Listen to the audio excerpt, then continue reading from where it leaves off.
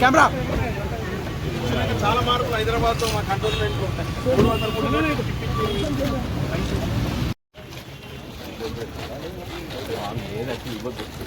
Gate పెట్టింది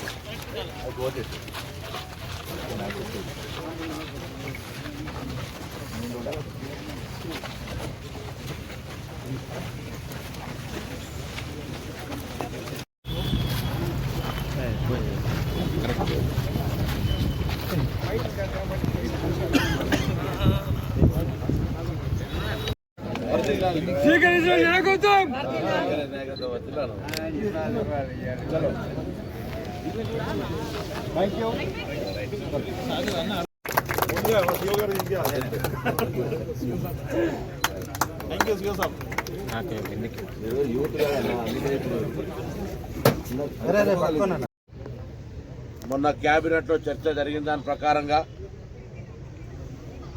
ఇప్పుడే మారేడుపల్లి దాకా మెట్రో ఆగిందో దాన్ని కూడా ఈ ఎలివేటెడ్ కారిడార్ తోటి అనుసంధానం చేసి అంటే 3 టైర్ రోడ్డు మెట్రో దాని తర్వాత కారిడార్ హైవే మన ఎలివేటెడ్ రోడ్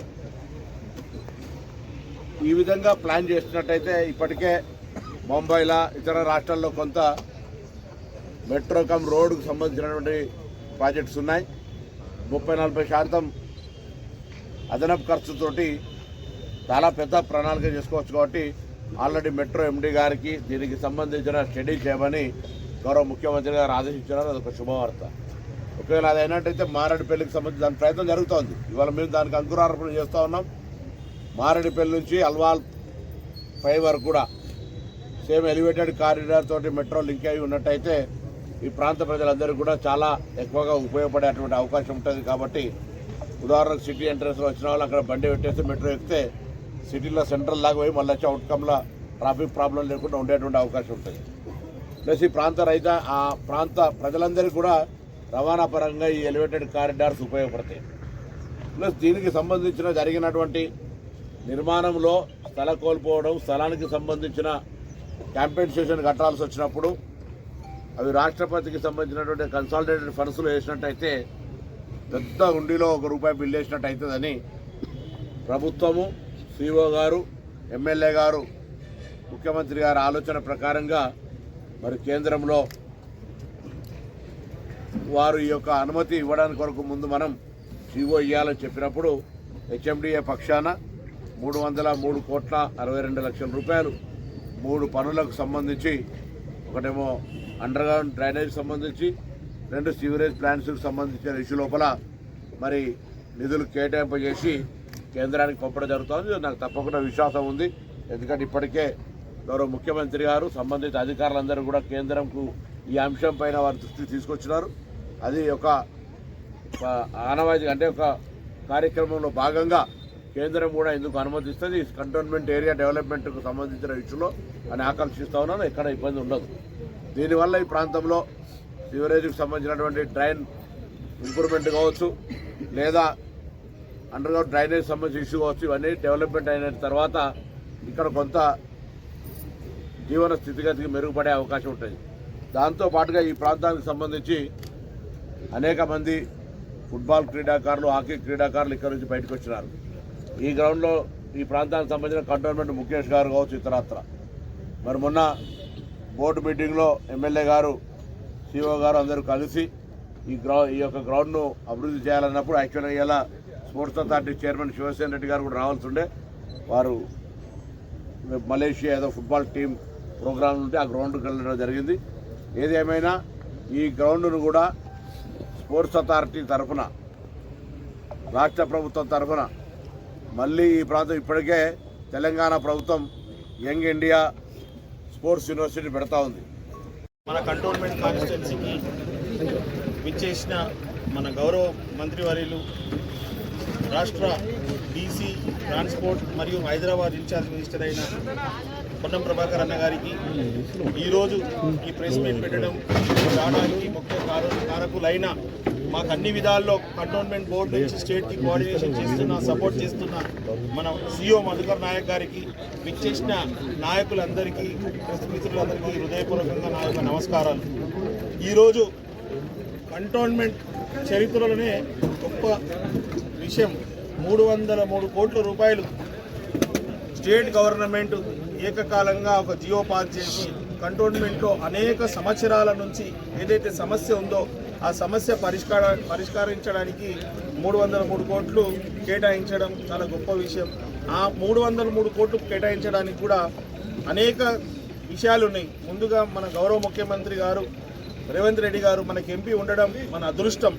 వారికి స్థానికంగా కంటోన్మెంట్ కాన్స్టిట్యున్సీతో పాటు చుట్టూ ఉన్న 6 అసెంబ్లీ కాన్స్టిట్యున్సీలో కూడా అన్ని విషయాల మీద అవగాహన ఉంది కాబట్టి వారు ఇక్కడ భూ బదలాయింపు చేసినప్పుడు ఎలివేటెడ్ కారిడార్ గురించి అక్కడ కావాల్సిన ల్యాండ్ తీసుకున్నప్పుడు మన కంటోన్మెంట్ బోర్డు ల్యాండ్స్ తీసుకున్నప్పుడు వారికి కావాల్సింది భూ బదలాయింపుకి మళ్ళీ భూమి ఇస్తారు. అలా కాకుండా సిఇఓ మధుకర్ నాయక్ గారి చొరవతోటి రాష్ట్ర ప్రభుత్వం అజిత్ రెడ్డి గారితో కోఆర్డినేషన్ ద్వారా ఈ డబ్బులకు జాగా ఎక్కడనో ఇస్తే కంటోన్మెంట్ అవతలు ఇస్తాం కాబట్టి ఇక్కడ అవసరం పడదు, ఇక్కడ అవసరం ఉండే విధంగా ఇవ్వాలనేసి సార్ వారు కూడా ఒక గొప్ప ప్రతిపాదన పెట్టడం. జనరల్గా మీకు అందరికీ తెలుసు, ఒకవేళ ల్యాండ్ ఇయ్యని పక్షంలో కన్సాలిడేట్ ఫండ్ ఆఫ్ ఇండియా అనేసి ఆ డబ్బులు ఏదైతే ఉందో రాష్ట్ర ప్రభుత్వం సిఎఫ్ఐ కింద వేస్తుంది. అలా జరగకుండా సిఎఫ్ఐ వేస్తే దేశంలో ఏ కోనకో ఒక చుక్క కూడా కాదు, ఈ డబ్బులు యూస్ఫుల్గా ఉండదు. ఈ డబ్బులు ఏదైతే ఉందో అది కంటోన్మెంట్ నియోజకవర్గానికే యూస్ఫుల్గా ఉండాలనేసి ప్రతిపాదించడం, నేను కూడా మాట్లాడడం, అన్ని విధంగా మా ఇన్ఛార్జ్ మినిస్టర్ గారు ఇంట్రెస్ట్ చొరవ తీసుకొని అనేక సార్లు మన సిఇఓ మధుకర్ నాయక్ సార్ తోటి అజిత్ రెడ్డి సార్ తోటి మాట్లాడి ఇలా కాదు గత ప్రభుత్వం ఫ్యామిలీ కార్డుకు సంబంధించి ఈ సర్వే తర్వాత రాష్ట్ర వ్యాప్తంగా ప్రక్రియ జరుగుతుంది. తప్పకుండా డిజిటల్ కార్డుకు సంబంధించి మేము అర్హులైన కుటుంబం అంటే 4 పెళ్ళై కుటుంబాలుగా ఉంటున్న వాళ్లకు గత 10 సంవత్సరాలుగా అడిగితే కూడా పిల్లలు పెళ్ళిళ్ళైనా రేషన్ కార్డు ఇవ్వని పరిస్థితి. మేము వాళ్ళందరికీ ఇచ్చేయాలని ఆలోచనలు ఉన్నాం. తర్వాత ఇప్పుడు ఇంకొక మాట కూడా, వాస్తవంగా కొంత ప్రతిపక్షాలు అనవసరపు లేని ప్రశ్నల్ని ఉన్నట్టుగా ప్రజలకు ఊహింపజేసే ప్రయత్నం చేస్తూ ఉన్నారు. తెలంగాణ ప్రభుత్వం చేపడుతున్నటువంటి కుల సర్వేలో ఎక్కడ కూడా మేము బ్యాంక్ అకౌంట్ నెంబర్ అడుగుతలేము. ఎవరన్నా బ్యాంక్ అకౌంట్ నెంబర్ అడిగితే ఇవ్వకండి. బ్యాంక్ అకౌంట్ ఉందా లేదా అని అడగడం తప్పు కాదు. సెల్ ఫోన్ నెంబర్ అడుగుతున్నాం, అది కూడా కుటుంబ పెద్ద ఒక్కరిదే. కులం మీరు చెప్పదలుచుకోకపోతే 999 ఆప్షన్ ఉంది, కులం చెప్పకండి.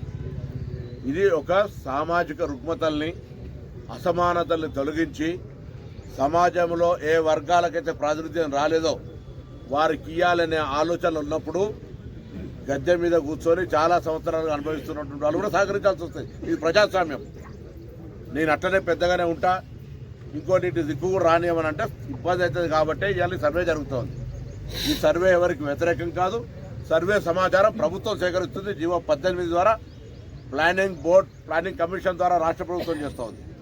దీని మీద కన్ఫ్యూజన్ చేసే ప్రయత్నం చేస్తున్నారు. వాళ్ళందరికీ హెచ్చరిక చేస్తున్నాం. ఇది మంచి పద్ధతి కాదు. సమాజంలో ఎవరైనా ఎమ్యూనరేటర్ పట్ల అసెప్టెన్స్గా అంటే దురుసుగా వ్యవహారం చేస్తే వాళ్ళ మీద చర్యలు తీసుకుంటాం. ఎమ్యూనరేటర్లు కూడా పోయిన దగ్గర ఇంటి వాళ్ళతోటి ప్రభుత్వ ప్రతినిధులు చాలా జాగ్రత్తగా మాట్లాడారు. వాళ్ళు కూడా పొరపాటు చేస్తే వాళ్ళ మీద చర్యలు తీసుకుంటాం. కానీ సమాచారం ఇవ్వకపోతే నీ ఇష్టం. అది దానికి సంబంధించి ఎక్కడ కూడా ఇబ్బందికరంగానో లేకపోతే ఎక్కడ ఏం సంబంధం లేదు. రేపు పొద్దున పేదోడు అని తెలవాలి, అర్హత ఉన్న ప్రకారం అందరు న్యాయం జరగాలని ఆలోచనతో చేస్తారు. కాబట్టి జరుగుతున్న సర్వే ఇప్పటికి 30% దాకా పూర్తయింది. తొందరలో పూర్తి చేసి దాని అంతా కూడా కంప్యూటరైజ్ చేసుకొని దాని మీద ఒక సమీక్ష చేసుకొని కంపేర్ చేసి వచ్చినటువంటి సమాచారం మేరకు గొప్ప ప్రణాళిక చేసుకొని భవిష్యత్తులో ఈ వర్గాలకు న్యాయం జరగాలనేటువంటి ఒక ఆలోచన తీసుకొని ముందుకోతాం. అందుకు అందరూ సహకరించాలని కోరుతా ఉన్నాం. దయచేసి రాజకీయాలు, ఎందుకంటే దీని మీద చాలామంది మాట్లాడుతుంటే ఇన్ని రోజులు ఇంకొక మాట కూడా కోరుతా ఉన్నాం. మీరు చూసిన చాలా కుల సంఘాలు కొద్దిగా మా దగ్గర మేము ఫిబ్రవరి 4 క్యాబినెట్ డిసిషన్ తీసుకున్నాం. ఫిబ్రవరి 16 నాడు శాసన తీర్మానం చేసినాం.